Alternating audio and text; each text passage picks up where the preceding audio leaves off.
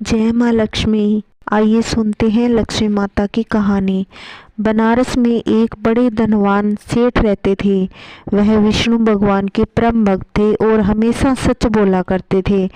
एक बार जब भगवान सेठ जी की प्रशंसा कर रहे थे, तभी माता लक्ष्मी ने कहा, स्वामी, आप इस सेठ की इतनी प्रशंसा करते हो, क्यों न आज उनकी परीक्षा ली जाए और जाना जाए कि वह सचमुच इसके लायक है या नहीं। भगवान बोले, ठीक है, अभी सेठ गहरी नींद में है, आप उसके सौपन में जाएं और उसकी परीक्षा लें। अगले ही क्षण सेठ जी के सौपन में लक्ष्मी माता गई।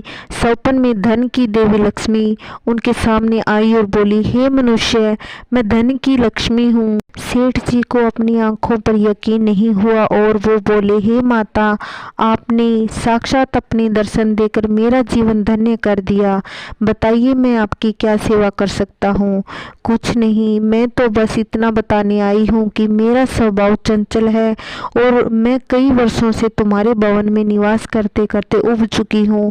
मैं यहाँ से जाना चाहती हूँ। सेठ जी बोले, मेरा आपसे निवेदन है कि आप यहीं रहें, किंतु अगर आपको यहाँ अच्छा नहीं लग रहा तो मैं भला आपको कैसे रोक सकता हूँ। आप अपनी इच्छा अनुसार जहाँ जाना चाहे जा सकती हो।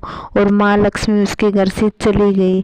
थोड़ी देर बाद वे रूप बदलकर सेठ के सौपन में यश के रूप में आई और बोली, सेठ, मुझे पहचान रहे हो। सेठ ने कहा, नहीं महोदय, आपको नहीं पहचाना। मैं यश हूँ, मैं ही तेरी कीर्ति और प्रसिद्धि का कारण हूँ, लेकिन अब मैं तुम्हारे साथ नहीं रहना चाहता क्योंकि माँ लक्ष्मी यहाँ से चली गई, अतः मेरा यहाँ क्या काम। सेठ ने कहा, यदि आप भी जाना चाहते हो तो वह सही। सेठ जी अभी भी सौपन में ही थे। उन्होंने देखा कि वह दरिद्र हो गए और धीरे धीरे उनके सारे रिश्तेदार व मित्र उनसे दूर हो गए।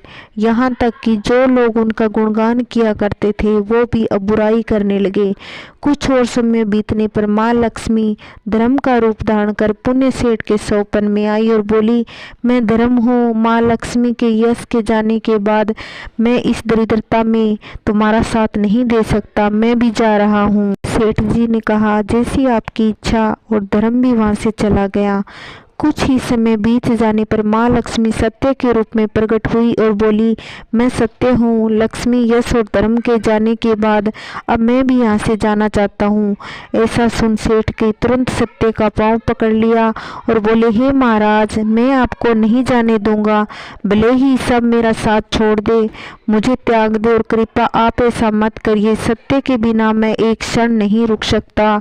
यदि आप चले जाएंगे तो मैं तत्काल ही अपने प्राण त्याग दूंगा। लेकिन तुमने बाकी तीनों को बड़ी आसानी से जाने दिया, उन्हें क्यों नहीं रोका। सेठ जी बोले, मेरे लिए वे तीनों भी बहुत महत्व रखते हैं, लेकिन उन तीनों के बिना भी मैं भगवान के नाम का जाप करते करते उद्देश्यपूर्ण जीवन जी सकता हूँ। परंतु यदि आप चले गए तो मेरे जीवन में झूठ प्रवेश कर जाएगा और मेरी वाणी अशुद्ध हो जाएगी। भला ऐसी वाणी से मैं अपने भगवान की वंदना कैसे कर सकूंगा। मैं तो किसी की कीमत पर आपको नहीं जानने दे सकता। सेठ जी का उत्तर सुन सत्य प्रसन्न हो और कहा, तुम्हारी अटूट भक्ति ने मुझे यहाँ रुकने पर विवश कर दिया। अब मैं यहाँ से कभी नहीं जाऊंगा। और ऐसा कहते सत्य अंतर ध्यान हो गया। सेठ जी अभी निंद्रा में थे। थोड़ी देर बाद सौपन में धर्म वापस आया और बोला, मैं तुम्हारे साथ रहूंगा क्योंकि यहाँ सत्य का निवास है। सेठ जी ने प्रसन्नता पूर्वक धर्म का स्वागत किया। उसके तुरंत बाद यश भी वापस लौट आया और बोला, जहाँ सत्य और धर्म है वहाँ यश जरूर यहाँ रहेगा, इसलिए अब मैं तुम्हारे साथ रहूंगा। सेठ जी ने यश की अवभगत की और अंत में लक्ष्मी माता आई। उन्हें देखते ही सेठ जी ने नतमस्तक होकर बोले, हे देवी, क्या आप भी पुण्य मुझ पर कृपा करेंगी। लक्ष्मी माता बोली, अवश्य, जहाँ सत्य, धर्म और यश हो वहाँ मेरा निवास निश्चिंत है। यह सुनते ही सेठ की नींद खुल गई। उन्हें यह सब सपन लगा। वास्तविकता में वह एक कड़ी परीक्षा के उत्तीर्ण में निकला था। जहाँ सत्य का निवास होता है वहाँ यश, धर्म और लक्ष्मी का निवास अवश्य होता है। जय माँ लक्ष्मी। अगर मेरी कहानी आपको अच्छी लगती हो तो प्लीज़ चैनल सब्सक्राइब नहीं किया तो कर लीजिए। लाइक करना और कमेंट करके बताना कहानी कैसी लगी।